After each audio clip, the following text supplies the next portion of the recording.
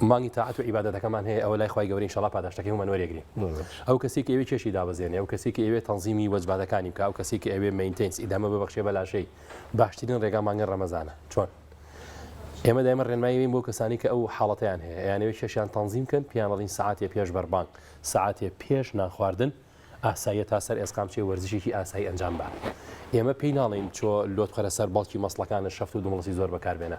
ئێمە پێڵێن سەحنەکەت ڕووکەرە تەمرینە هەواییەکان ئەوانی کە قورسایی تیا بەکار نایە، پاسکیل، دووگۆڵی، ڕاکردن، شاغڕەوی، مەلەکردن، یان ئەو ئامێرانی کە لە ماڵا بەکاریە، پاسکیل، جیهازی کرۆسمەشین، تریدمیل، بۆچی کاک پەیوەند؟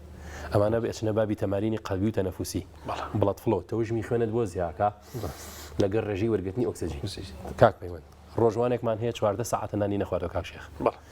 ئەگەر سەعاتێ پێش بەربانگ 30 بۆ 45 دقە وەرزشێکی مام ناوند بکە، کاک پەیوەند بە زمانی خەڵق چەتان بۆ ئەەکەم خاڵەسەن لە چەوریەکانی لاشەی سەرفەکە پێش بەربانگ جارێکێک سەعاتێک بەڵام خودی تەمرینەکەی کەسافەی تەمرینەکەی لە 30 بۆ 45 دقە نابێت یا پەڕێ. باش بۆچی وتمان لەبەرەوەی کە تۆ 14 ساعتە هیچ سەرچاوەیەکی خۆراکت وەر نەگرت